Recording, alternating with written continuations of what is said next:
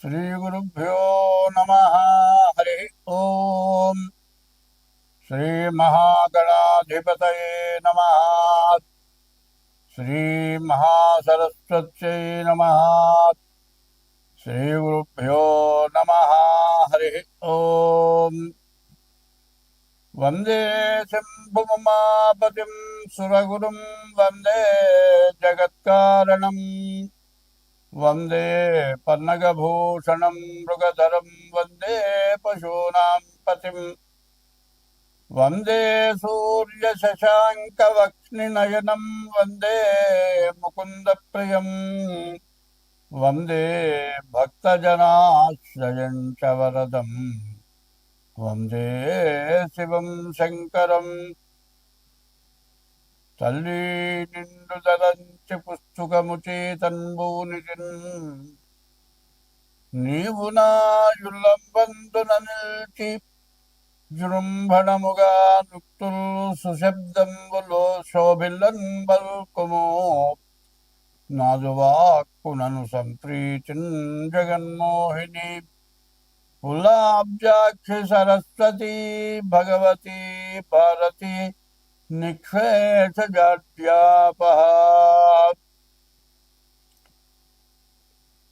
ఒక మంచి విషయం చెప్పుకుందాం. అధిక విద్యావంతులు అప్రయోజకులైనారు. ఎందుకు పనికిరాని వాళ్ళు బాగా గొప్పవాళ్ళైనారు.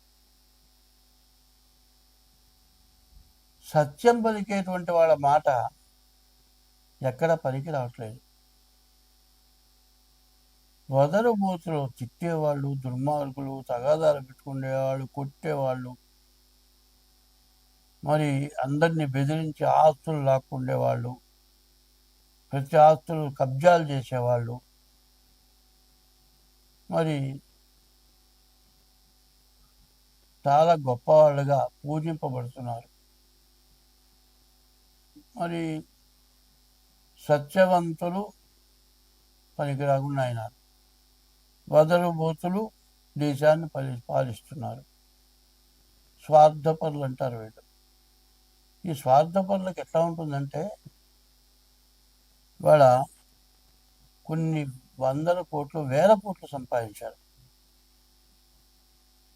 ఈ వందల కోట్లు, వేల కోట్లు ఏం చేయాలి? ఈ వందల కోట్లలో, వేల కోట్లలో ఆలోచిస్తే ఒక్క షర్ట్ ఉందండి, తొడుకుడు చొక్కా, అది ₹1,00,000 చొక్కాట, 5 లక్షల రూపాయల ప్యాంటు, పెట్టుకునే వాచ్ వచ్చేప్పుడు ₹1,00,00,000.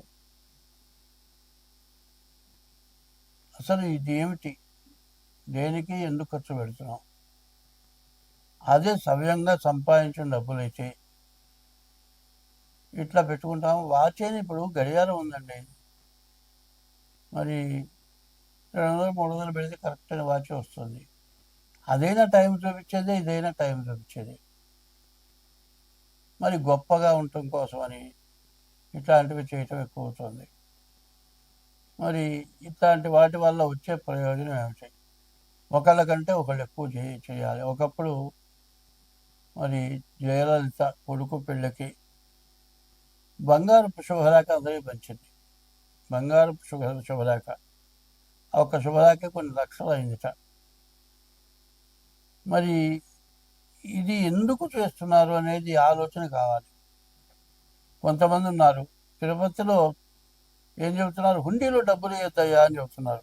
ఎందుకంటే హుండీలో డబ్బులు వేయద్దంటే, దేవుడికి ఏమన్నా ఉపయోగపడుతుందంటే ఏమి ఉపయోగపడాలి దేవుడికి? మరి లడ్డుకు కూడా కొంతమంది దాతలు ఉన్నారు, అన్నదానానికి దాతలు ఉన్నారు, పూలకి దాతలు ఉన్నారు, అన్నిటికీ దాతలు ఉన్నారు. ఇవి వచ్చే డబ్బులు ఏమైపోతున్నాయి? మరి అటువంటి దానికి కొన్ని కోట్లు ఇస్తున్నారు. ఒక్కొక్కళ్ళు 5 కోట్లు ఇస్తున్నారు. పేరు చెప్పొద్దు అంటున్నారు. ఇవి ఎందుకు ఇస్తున్నారో వాళ్ళకి ఆలోచన లేదు. పుణ్యం వచ్చేవి కొన్ని ఉన్నాయి, పాపం వచ్చేవి కొన్ని ఉన్నాయి. దానాలు ఒకడు రోడ్డు మీద నిల్చుంటాడయా, నా దగ్గర 90 రూపాయలు ఉన్నాయండి, ఒక్క 10 రూపాయలు ఇవ్వండి, నేను హోటల్లో భోంచేస్తానంటాడు. ప్రతివాడిని అది అడుగుతాడు. కానీ నిజంగా పాపం 10 రూపాయలు తక్కువ ఎన్నోనో మనం ఇస్తాం. ఇట్లా ప్రతి వాళ్ళని 10 రూపాయలు అడుగుతాడు. పోగు చేసుకుంటాడు, ఇంటికి వెళ్తాడు. ఈ లోపల బ్రాందీ షాపు పోతాడు, ఫుల్గా తాగుతాడు, ఇంటికి వెళ్తాడు, పిల్లల్ని సాగుకొడతాడు, పూలు తీయకుండా పడిపోతాడు. దానం ఏమో అట్లాంటి వాళ్ళు చేస్తే దానం అట్లా అవుతుంది. మరి ఉండకూడని చోట దానం చేస్తే, దేవాలయాలకు దానం చేస్తే ఇట్లా పోతుంది. పోనీ తల్లిదండ్రులకు ఏమైనా అన్నం పెడుతున్నారా? పెట్టట్లేదు. తల్లిదండ్రులు ఇంట్లో ఉండటానికి భార్యాభర్తలు ఇష్టపడలేదు. తల్లిదండ్రులనేమో బజారుపాలు చేస్తున్నారు. కొంతమంది ఏం చేస్తున్నారు, పెళ్లి చేసుకున్న తర్వాత భార్యతో పాటు కొన్నాళ్ళు కలిసి ఉన్న తర్వాత 2-3 పిల్లలు పుట్టిన తర్వాత ఆమె శక్తి ఉడిగిపోతుంది. ఎందుకంటే ఒక సంతానం కలిగేటప్పటికే మరి వయసులో ఉన్నటువంటి శక్తి తగ్గిపోతుంది. ఆమె వర్చస్సు తగ్గుతుంది, కళ తగ్గుతుంది. ఈమె బాగాలేదు, ఇంకో దానితో పోతాడు. ఈ పిల్లాన్ని వదిలిపెడతాడు, ఈ పిల్లలను వదిలిపెడతాడు. వాడు పోతాడు, ఇంకో దాంతో తిరుగుతాడు. చివరిలో దాన్ని పెళ్లి చేసుకుంటాడు.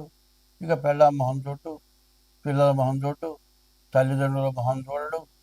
చివరికి ఈ పిల్ల తల్లిదండ్రులు ఏం చేస్తారు, చూస్తారు. వీడి పిల్లల్ని వీడి తల్లిదండ్రులకు ఒప్పచెప్పేసి ఈ పిల్లల్ని తీసుకెళ్ళి వేరే పెళ్లి చేస్తారు. ఈ ముసలాళ్ళు కొన్నాళ్ళ పాటు చూస్తారు, వీళ్ళు పోతారు. వీళ్ళ వయసుడికి వీళ్ళు పోతారు. ఈ పిల్లలు అనాథ శరణాలయానికి వెళ్ళిపోతారు. కొంతమంది ముసలివాళ్ళు వృద్ధాశ్రమాలకి అనాథ శరణాలయానికి వస్తున్నారు. మరి ఈ పనులు ఎందుకు చేస్తున్నారు?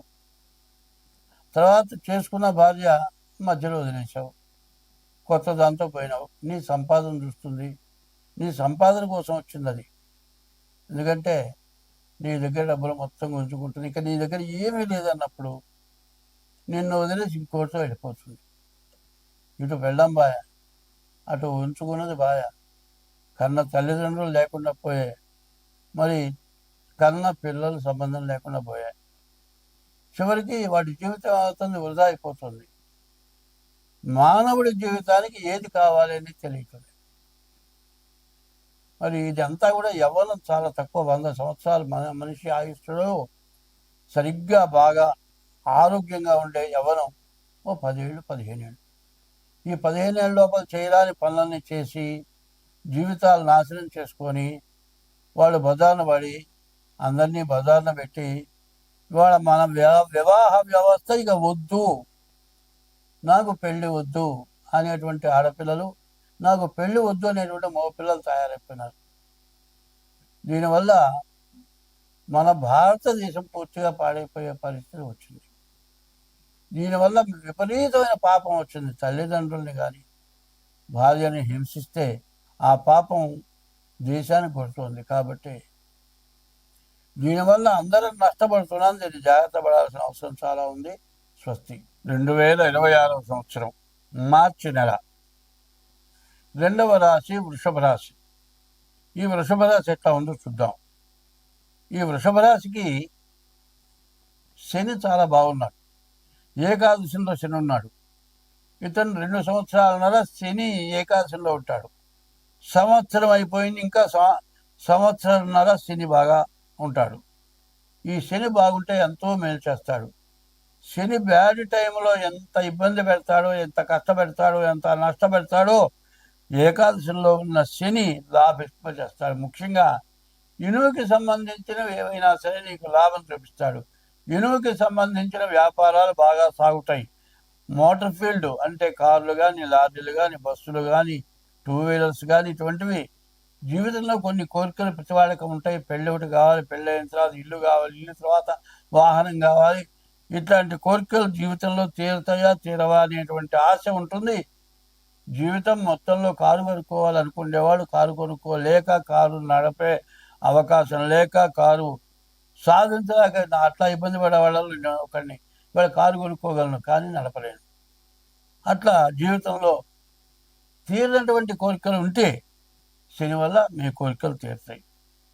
శుక్రుడు బాగున్నాడు, వివాహం జరుగుతుంది.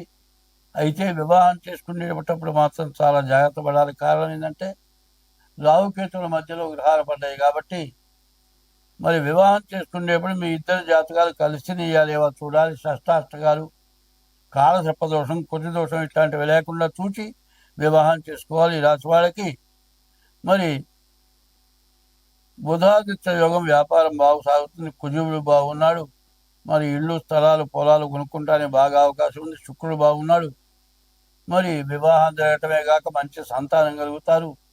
మీకు మీ సంపాదన బాగా వస్తుంది, కానీ మీరు అనవసరమైన దండగమైన ఖర్చులు పెట్టుకోకుండా జాగ్రత్త పడాల్సిన అవసరం ఉంది. ఇప్పుడు కనుక ఏమాత్రం పొరపాటు పడ్డా మాత్రం మీ జీవితంలో మళ్ళీ కోలుకోలేని బాధపడాల్సి వస్తుంది. కాబట్టి ఈ రాశి వాళ్ళు ఎంత జాగ్రత్తగా ఉంటే అంత మంచిది. మీ డేట్ ఆఫ్ బర్త్ ద్వారా కానీ హస్త సాముద్రిక ద్వారా కానీ జాతకం చూపించుకోండి. ఎందుకు చెప్తున్నానంటే ఈ 12 రాశుల్లోకి కూడా వృషభ రాశి అంతా బాగా ఉన్నది. ఏ రాశి లేదు. బాగా ఉన్నప్పుడు 5 వేలు ఉన్నాయండి, 4 వేలు బాగున్నాయి. ఈ వేలు పని చేయకపోతే ఏం లాభం? ఈ పట్టుకోవాలంటే ఈ వేలు కావాలి. ఈ వేలు ఒకటి పని చేయట్లేదు, 4 వేలు ఏం చేస్తాయి? పనికిరావు.